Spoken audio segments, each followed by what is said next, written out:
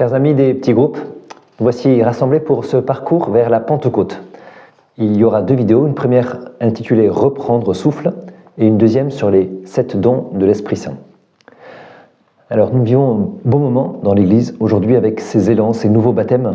Il y a comme un souffle nouveau que nous percevons et le pape nouveau qui sera élu, ou qui vient d'être élu selon le jour où vous écoutez cette vidéo, va invoquer, j'imagine, l'esprit de sainteté sur son Église.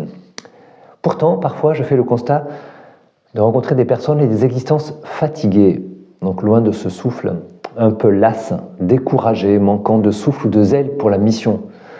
Personnes qui disent qu'il ne faudrait surtout pas surcharger un petit peu leur agenda, tout va s'effondrer. Alors, demandons à Dieu d'éclairer un peu nos vies actuelles. Il y a 5 ans, juste après le Covid, il y avait eu un désir d'une vie nouvelle, plus de sens, moins de courses. Bien, c'est un peu cette idée que j'aimerais travailler avec vous dans cette vidéo, reprendre souffle, et notamment par l'invocation de la vie avec l'Esprit Saint. Alors d'abord, un constat, ensuite quelques pistes de réflexion, et pour finir, comme d'habitude, quelques petites décisions. D'abord un constat. Oui, le peuple est fatigué, nous le sentons bien, mais comme dit le pape François, et c'est très beau, il y a parfois une juste et belle fatigue. La fatigue de celui qui a œuvré avec générosité, qui a le sentiment d'avoir accompli sa responsabilité, qui est heureux de sa journée. Il est harassé, mais paisiblement heureux. Mais malheureusement, il y a aussi des fatigues qui ne sont pas bonnes. Quand ce n'est pas une fatigue sereine, mais une fatigue tendue, insatisfaite et en définitive non acceptée. Cette fatigue peut être physique, je n'ai plus la force de me lever, morale, je ne sais plus très bien faire le bien, je suis découragé, ou spirituelle, il me manque un zèle à vivre l'Évangile. Les raisons de ces fatigues, alors je ne suis pas psychologue, mais j'en ai nommé 5. La première, peut-être une sursollicitation via les écrans. Voilà, notre cerveau ne connaît pas la pause, nos vies non plus. Intégrer l'info, réagir, être bousculé, suivre, partager, peut-être que cela fatigue nos esprits. Deuxième, un peu lié à ça, une certaine dispersion dans nos vies. Nous voulons courir plusieurs lèvres à la fois, très souvent. Tiens, en passant là, j'en profiterai pour faire ceci. Vous voyez, dispersion. La troisième, peut-être l'absence de pause. Voilà, chaque jour, est-ce que j'arrive à faire une petite pause? Marcher, souffler. Chaque semaine, quelle est ma pause hebdomadaire? Et puis, chaque année, est-ce que j'ai 3-4 jours où je vois que je fais une pause? Une pause qui est du repos et non pas de la distraction. Vous voyez, distraction, ça veut dire se distraire, penser à autre chose. C'est pas se reposer, reposer le cœur. 4e point sur le constat, les raisons des fatigues. Un point qui me paraît très intéressant, c'est que les activités, nous les vivons mal, sans les motivations appropriées, sans une spiritualité qui imprègne l'action. Et de là découlent comme des devoirs qui fatiguent démesurément. Vous voyez, j'agis pour agir, mais je ne sais plus très bien pourquoi. Donc, quelle spiritualité, quel esprit peut nous porter? Voilà, il y aurait d'autres origines à creuser, mais je vais passer. Peut-être l'autre dernière origine qui me marque quand même, c'est le fait qu'on ait parfois perdu le contact réel avec les gens, dépersonnalisation des activités, et on est plus attentif à l'organisation qu'aux personnes. Pape François dit souvent ça. Voilà, on est attentif à l'organisation, pas assez aux personnes, à la charité, et ça renouvelle. L'organisation fatigue. Alors, 4 éclairages maintenant pour avancer sur ce sujet. L'Esprit Saint, qu'est-ce qu'il peut nous donner? Eh bien, la charité, la liberté, la brise légère, une mission. La charité. L'Esprit Saint est un souffle, et ce souffle, c'est le souffle de l'amour. Quand j'aime, eh bien, je suis porté. Peut-être qu'il nous faut demander à Dieu d'inspirer davantage nos cœurs par son amour. L'amour de Dieu a été répandu dans nos cœurs par le Saint-Esprit qui nous a été donné. Vous voyez, mon zèle, mon élan vient de l'amour. La charité nous presse, dit saint Paul. Quand on contemple la vie de Jésus, c'est une vie menée par la charité et par l'Esprit Saint. Depuis la conception, l'Annonciation et l'Esprit Saint qui descend sur la Vierge Marie, jusqu'à la croix, où Jésus remet son esprit, c'est cette charité qui lui a donné cet élan et ce zèle dans sa vie. Il m'a consacré par l'onction. Mais laissons-nous guider par la charité, par l'Esprit Saint. C'est différent du volontarisme. Être un bon chrétien, c'est pas faire les choses comme un devoir, mais c'est suivre le chemin de la joie profonde, porté par un amour. Porté par un amour. Vous voyez, rien n'est impossible à Dieu, car il aime. Voilà, je suis fils de Dieu parce qu'appelé à aimer comme Dieu. Comme le Père aime inconditionnellement, cet amour-là m'a été donné au baptême. C'est une force de construction à l'inverse de la force de destruction. Ceux qui se laissent conduire par l'Esprit de Dieu, ceux-là sont fils de Dieu. Voilà, la charité, peut-être ce souffle qui nous permettrait d'avancer. Deuxièmement, l'Esprit Saint, c'est un esprit de liberté. Il nous libère de deux choses. La première, du péché. Vous voyez, les tendances de la chair s'opposent à l'Esprit, dit saint Paul.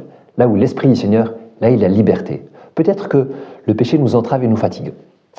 Puis l'autre libération, c'est le désir de tout contrôler, de maîtriser. Parfois, au lieu d'évangéliser, au lieu d'aimer, on analyse, on classifie, au lieu de faciliter l'accès à la grâce. Et le pape François dit, les énergies s'usent dans le contrôle. Alors ni les autres, ni Jésus-Christ n'intéressent vraiment. Forme réductrice de christianisme. Voilà, marchons sur la conduite de l'Esprit Saint. N'écoutons pas nos rengaines intérieures. Et disons à Dieu, fais de moi ce que tu veux. J'arrête de lutter, de catégoriser, de mettre les gens dans des cases. Donne-moi cet amour. Libère mon cœur, qui peut-être par crainte et par peur veut tout maîtriser, tout agencer. Charité, liberté, brise légère. L'Esprit Saint n'est pas un tourbillon, il est une brise légère. Peut-être l'oublions-nous, même si nous avons bien en tête l'histoire d'Élie. C'est dans un unique esprit que nous tous, nous avons été baptisés pour former un seul corps. Voyez, l'unité. Le tourbillon, c'est aussi la désunion. Désaltéré par un unique esprit. Pas la dispersion, pas le bruit, mais le silence, la brise légère. C'est là qu'est Dieu. Et enfin, d'un dernier point, l'Esprit Saint, c'est l'esprit de la mission. Vous voyez, nous ne vivons pas pour mener quelques missions, parce qu'il le faudrait, mais notre vie est une mission. Prendre conscience de cela peut transformer notre manière de vivre. Vous voyez, savoir que si je me donne et je m'en remets à Dieu, eh bien ce sera fécond. Ma vie sera féconde. Mon but n'est pas d'en profiter dans mon existence, mais peu à peu, par une espèce de générosité simple, fatigue généreuse mais simple, eh bien rien ne sera perdu. Et ce que je donne envahit le monde comme une force de vie. Voilà la résurrection. Vous voyez, la mission n'est pas une entreprise où il faudrait beaucoup penser, peut-être on l'a trop fait, mais c'est simplement un lâcher-prise. Comme les apôtres à la Pentecôte, qui avaient certainement plein de plans en tête, et puis on a accepté de se laisser porter par un esprit qui les a mis en mission. Ils sont renés d'en haut, c'était des hommes nouveaux, et la coopération avec l'Esprit Saint a porté des fruits incroyables. On peut dire qu'ils n'étaient pas affairés sans rien faire. Vous voyez, cette expression que nous connaissons, affairés sans rien faire, ils faisaient les choses portées par l'Esprit Saint. Alors, je finis avec quelques pistes concrètes, quelques décisions qu'on peut prendre pour ce souffle dans l'Esprit Saint. Eh bien, priez l'Esprit Saint, davantage, mais de manière simple. Esprit Saint, ce matin, conduis ma vie. Moi, chaque matin, quand je me lève, je dis une prière à l'Esprit Saint. Vous voyez, le cardinal Verdier, une très belle prière. Ô Esprit Saint de mon âme, je vous adore, éclairez-moi, guidez-moi, consolez-moi, dites-moi ce que je dois faire, donnez-moi vos ordres. Je me promets de me soumettre à tout ce que vous me demanderez, d'accepter tout ce que vous permettez qu'il m'arrive. Faites-moi seulement connaître votre sainte volonté et brûlez mon cœur du feu de votre amour. Voilà, chacun peut avoir sa petite phrase pour demander l'Esprit Saint. Et puis avant une réunion, un coup de fil, avant un voyage, avant une rencontre, Esprit Saint, donne-moi de vivre ça pour porter du fruit. Même si c'est juste une visite avec un enfant à l'hôpital, juste porter du fruit dans ce que je vais faire. Voilà, premier point, Esprit Saint. Deuxièmement, désirer aimer. Voyez, je ne vis pas des activités, j'essaye d'aimer. Vous voyez, j'étais chez le coiffeur, eh bien, j'ai aimé la coiffeuse. Peut-être prier pour elle, confier ses intentions dans le secret. Vous voyez, pour que mon cœur s'ouvre et fasse le bien. J'aime les personnes que je croise, je bénis. Le troisième point concret, c'est peut-être faire une liste de ceux qui nous encombrent. Il y en a qui aiment beaucoup les to-do list. Eh bien, peut-être on peut faire une liste toute simple. Voici ce qui m'encombre. Et de l'écrire, ça le pose. Évidemment, d'autres décisions, ce serait la fête de les téléphones, le SMS, les WhatsApp. Faire attention à ça. Je crois qu'il y a un défi immense.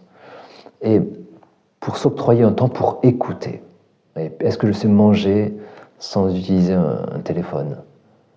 Est-ce que je sais m'ennuyer? Est-ce que je sais écouter l'Esprit Saint en moi, les joies, goûter quelque chose? Peut-être écrire aussi. Vous voyez, de temps en temps, j'essaie d'écrire des choses et ça permet de mieux écouter ce qui habite notre cœur, de le poser, de le goûter.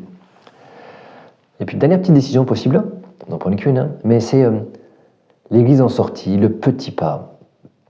Peut-être aujourd'hui, on est beaucoup dans la tête. Vous voyez, on réfléchit, on analyse. Et le pape François, il dit, mais allez-y, quoi. Écoutez la prophétie des frères, dit-il. Ça veut dire, allez à la rencontre des personnes, visitez-les, prenez soin d'elles. Ne fuyez pas les autres pour une vie privée confortable ou pour le cercle restreint des plus intimes. Allez à la rencontre.